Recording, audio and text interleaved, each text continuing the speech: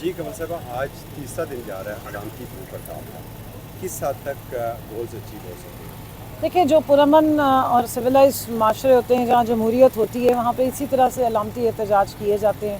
یہ ٹوکن احتجاج ہوتے ہیں اپنی آواز پہنچانے کے لیے، جاہریت کے خلاف، فسطائیت کے خلاف۔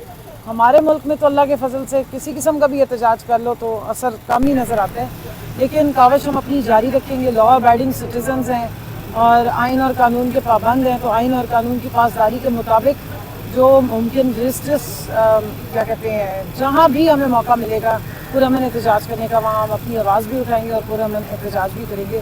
اب دیکھتے ہیں کہ کہاں تک حالات جاتے ہیں آگے۔ جی بالکل، کل احتجاج کی کال ہے، تو اسلام آباد میں کیا کر رہے ہیں آپ لوگ؟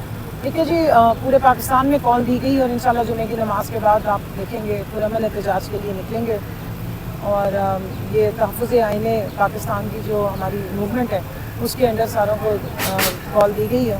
آج ابھی میں اڈیالہ سے آ رہی ہوں، خان صاحب سے ملاقات ہوئی ہے۔ 5 اگست کے لیے بھی عوام کو ابھی سیکرٹری جنرل عمر ایوب صاحب نے کال دے دی ہے۔ وہ اس دن نہ صرف یہ کہ خان صاحب کو جو انلیگل ڈیٹین کیا گیا اس کو 1 سال ہو جائے گا، ساتھ میں کشمیر کا بھی آپ کے سامنے ہے معاملہ، اور جب سے ہماری حکومت گئی ہے ان کو سارا کشمیر بھی بھول گیا ہے، ان کو فلسطین بھی بھول گیا، فلسطینیوں کے ساتھ کیا ظلم ہو رہا ہے۔ یہاں کوئی فلسطین کے لیے آواز اٹھائے تو یہ اس کو بھی اسی طرح ہی رگڑا لگاتے ہیں۔